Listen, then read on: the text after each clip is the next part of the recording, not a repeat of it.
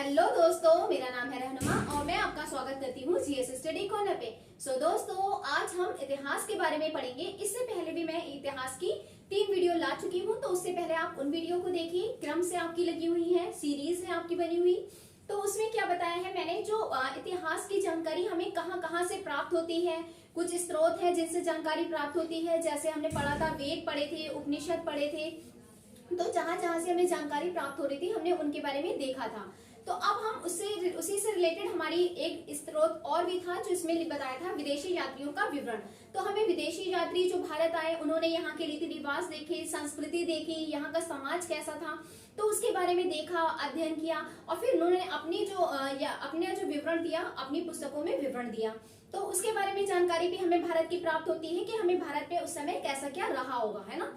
तो उससे जानकारी प्राप्त होती है। चलिए, तो फिर विदेशी यात्रियों के विवरण पर हम बात करते हैं, ठीक है। तो जो इम्पोर्टेंट क्वेश्चन होंगे हम उसके बारे में बात करेंगे। तो चलिए देखते हैं हेरोडोटस। तो हेरोडोटस का जो नाम आता है, हेरोडोटस को किस लिए जाना जाता है, तो सबसे पहले हमें ये जान लेना चाहिए, हेरोडोटस जो है वो क्या है, इतिहास के पिता के नाम से जाना जाता है। तो इतिहास के पिता कौन हो जाएंगे, हेरोडोटस हो जाएंगे। तो इनकी पुस्तक भी है, इनकी पुस्तक का नाम क्या हो जाएगा, आपका हिस्टोरिका पुस्तक हो जाएगा, जिसमें उन्होंने किसके बारे में बताया है, तो भारत और फारस यानी आपके भारत और ईरान के बीच कैसा क्या संबंध था, उसके बारे में जानकारी हमें कहाँ से प्राप्त हो रही थी, तो हिस्टोरिका से प्राप्त हो रही है। हालांकि ये भी कहा जाता है कि ये जो हिस्टोरिका पुस्तक है, जो भारत के मतलब भारत और ईरान का जो संबंध के बारे में बताया गया है, ये क्या है, अफवाहों पर आधारित है। ये कैसा है, अफवाहों पर आधारित है, यानी अविश्वसनीय भी माना जाता है, ठीक है। चलिए बात करते हैं अगले के बारे में। तो निरियाकस, आनेसिक्रेटस, अरिस्टोबुलस, तो ये 3 कौन है, तो ये 3 क्या है, लेखक है, जो क्या थे, भारत आए थे। किसके साथ आए थे, ये आपसे क्वेश्चन बनता है। तो पहला क्वेश्चन देखते हैं कि तो निरियाकस, आनेसिक्रेटस, अरिस्टोबुलस, ये किसके साथ भारत आए थे, तो सिकंदर के साथ भारत आए थे।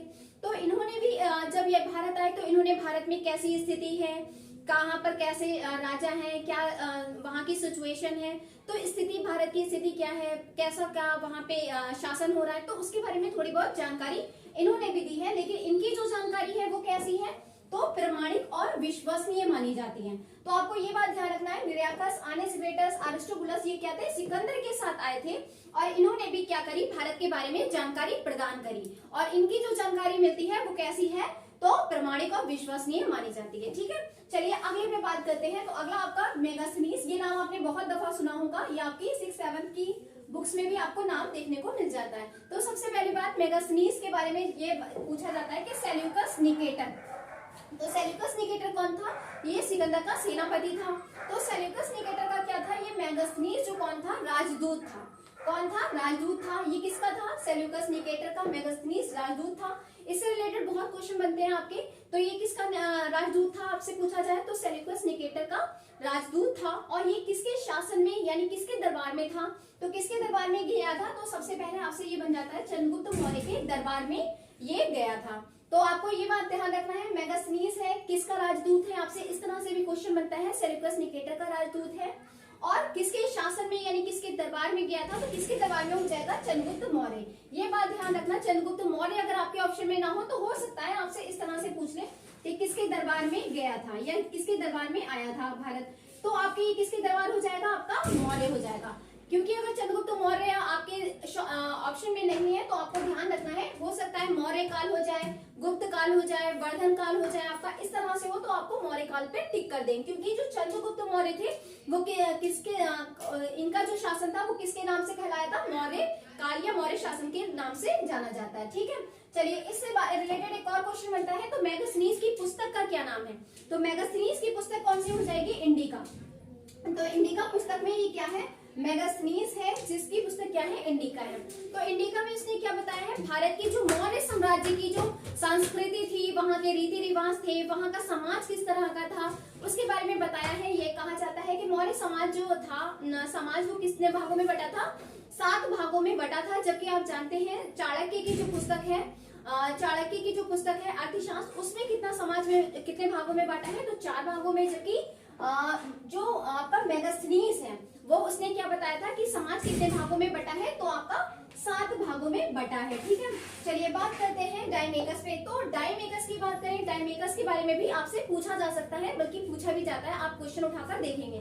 तो डायमेकस की बात करें तो डायमेकस कौन था? तो सबसे पहली बात, सीरिया के नरेश एंटियोकस। ये किसका राजदूत था? तो सीरिया के नरेश एंटियोकस का राजदूत था। अब आपसे क्वेश्चन ये बनता है, ये किसके शासनकाल में आया था, किसके दरबार में आया था? तो किसके दरबार में आया था? बिंदुसार के दरबार में आया था। आप जानते हैं बिंदुसार भी किसके शासन का था? तो मौर्य साम्राज्य का था। ये मौर्य साम्राज्य से संबंधित था। तो ये आप समझ सकते हैं कि डायमेकस किसके शासन काल में आया? तो बिंदुसार के दरबार में आया, बिंदुसार के शासन काल में आया। किसका राजदूत था? तो एंटियोकस सीरिया के नरेश का था।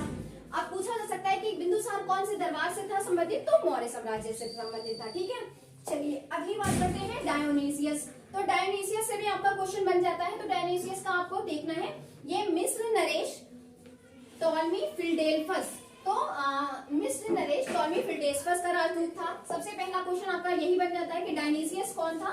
तो मिस्र नरेश टॉलमी फिलडेल्फस का क्या था? राजदूत था। आपसे अगला क्वेश्चन बनता है, ये कैसा था? तो अशोक के दरबार में आया था। किसके दरबार में आया था? अशोक के दरबार में आया था। अब आप जानते हैं अशोक कौन से किससे संबंधित था? तो मौर्य साम्राज्य से संबंधित था। तो आपका ये भी क्या हो जाएगा? मौर्य साम्राज्य से संबंधित है। ठीक है, तो हमारी ये बात हो गई।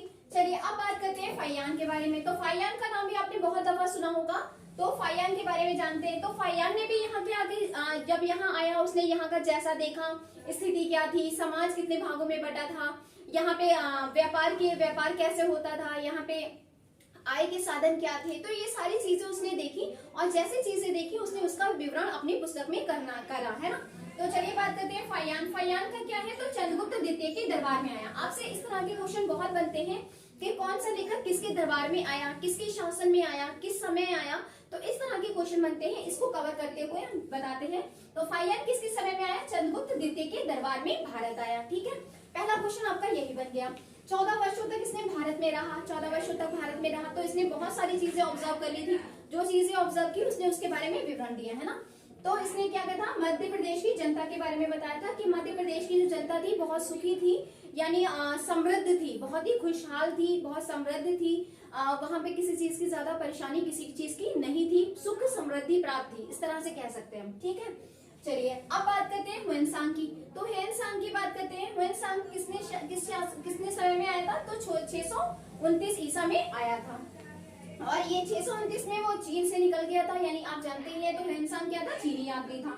629 में निकला और एक वर्ष बाद क्या हो गया? भारत में पहुंच गया। ठीक है, तो सर्वप्रथम ये कहाँ पहुंचा भारत में? तो सर्वप्रथम कहाँ पहुंचा? तो कपिशा राज्य में पहुंचा था। इससे रिलेटेड और भी क्वेश्चन बनता है। तो नालंदा के विश्वविद्यालय में इसने अध्ययन किया कि नहीं? तो इसने अध्ययन किया था। ह्वेनसांग क्यों आया था?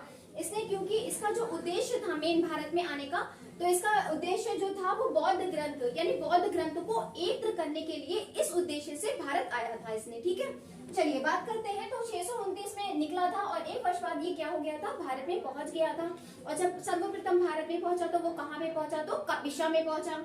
अगर आपसे पूछा जाए तो नालंदा में अध्ययन इसने किया, तो हाँ, इसने भारत में रह के क्या किया था? नालंदा विश्वविद्यालय आप जानते हैं बिहार में है, वहाँ बिहार में था, तो वहां उसने क्या किया? इसने वहां पर रहकर अध्ययन किया। ठीक है, आपसे अगला क्वेश्चन ये बन जाता है उद्देश्य की बात करें तो बौद्ध ग्रंथों को एकत्र करने के, जैसे कि मैंने अभी बताया, बौद्ध ग्रंथों को एकत्र करने के उद्देश्य से भारत आया था।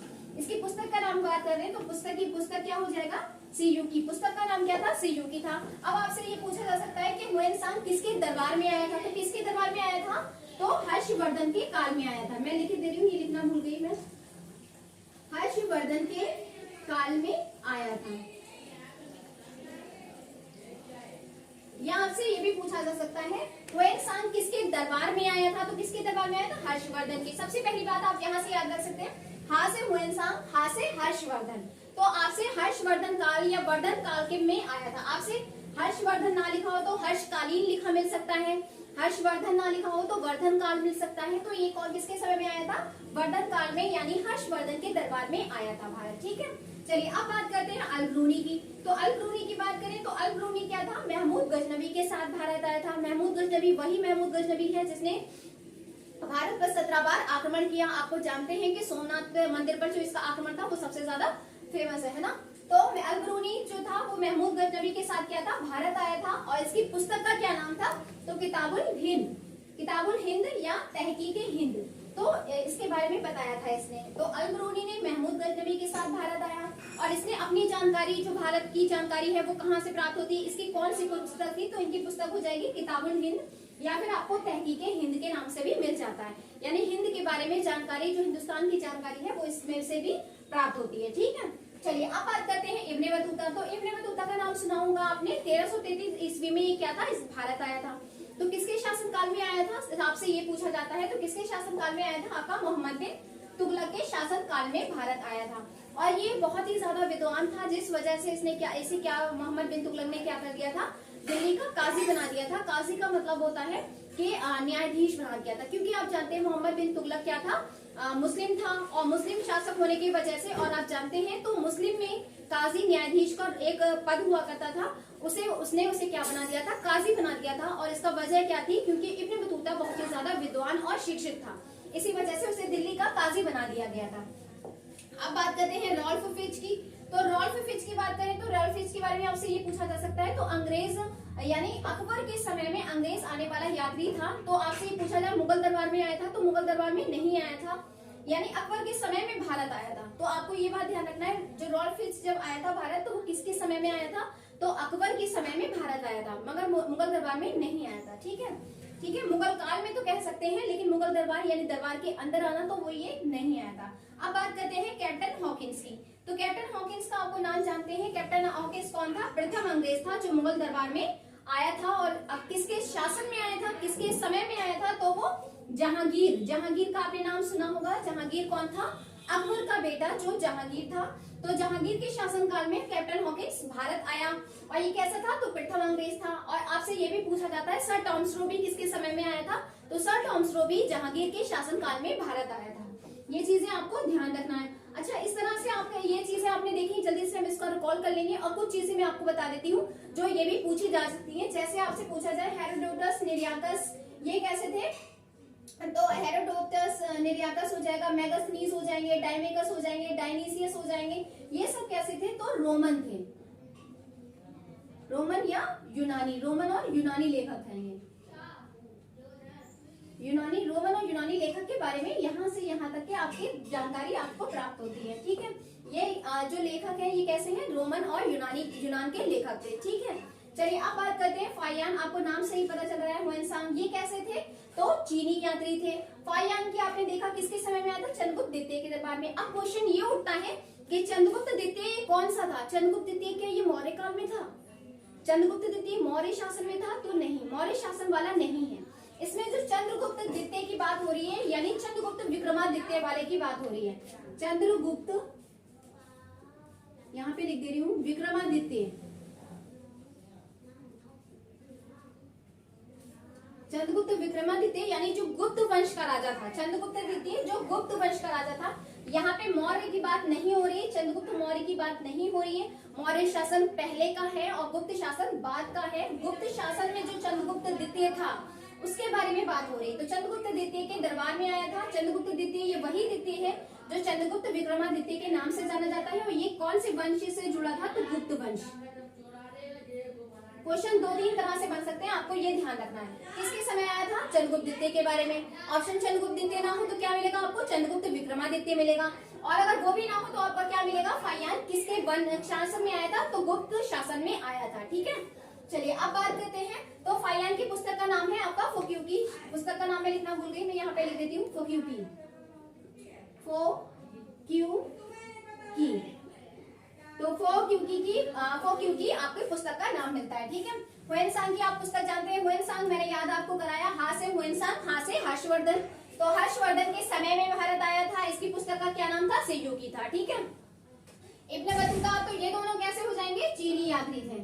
आपसे ये पूछा जा सकता है, तो चीनी यात्री थे। ये कैसे थे, चीनी बौद्ध यात्री थे। ठीक है, बौद्ध, ये बौद्ध धर्म से जुड़ा था। अल-बरूनी की बात करें तो अल-बरूनी किसके समय आया था, तो महमूद गजनवी के साथ भारत आया था। तो नाम से ही देखो इनका पता चल रहा है, ये अल-बरूनी और इब्ने बतूता कैसे हैं, तो अरबी लेखक हैं। कैसे लेखक हैं, अरबी लेखक हैं। ठीक है, तो इनकी पुस्तक का नाम नाम किताबुल हिंद या तहकीके हिंद है। तो यहाँ पे इनकी पुस्तक अल-बरूनी की जो पुस्तक है, आपसे ये पूछा जाता है किताबुल हिंद ये कौन सी भाषा में, तो कौन सी भाषा में हो जाएगी? ये अरबी है तो किस में लिखेंगे? अरबी में लिखेंगे। ठीक है, अब बात करते हैं इब्न बतूता की। तो 1333 में भारत आया था और किसके समय था? तो मोहम्मद बिन तुगलक के समय में इसे काजी बना दिया गया था। इसकी पुस्तक का नाम भी मिलता है, तो इसकी पुस्तक का नाम क्या हो जाएगा? रिहला। ये इसकी पुस्तक का नाम है और ये किस भाषा में होगा? तो आप जानते हैं ये अरबी यात्री थी, तो अरबी होंगे, तो इनकी भाषा कौन सी हो जाएगी? आपकी अरबी हो जाएगी। रॉल्फ फिच के बारे में बात करें तो ये दोनों नाम से ही पता चल रहा है ये कैसे थे? अंग्रेज थे। तो इस तरह से हमने जो विदेशी यात्रियों के विवरण से हमारे रिलेटेड जो भी क्वेश्चन बनते थे, हमने उन सबको कवर करने की कोशिश की है। तो आप इसने वीडियो देखी होगी तो आपको सारी चीजें अगर आपके समझ नहीं आई तो एक बार प्लीज इस वीडियो को दोबारा देख लें, आपके एक ही एक बात आपके दिमाग में छप जाएगी। तो फ्रेंड्स, अगर आपको मेरी वीडियो पसंद हो तो प्लीज वीडियो को लाइक करें, शेयर करें, कमेंट करें और हाँ, मेरे चैनल को सब्सक्राइब करना ना भूलें। Thank you for watching my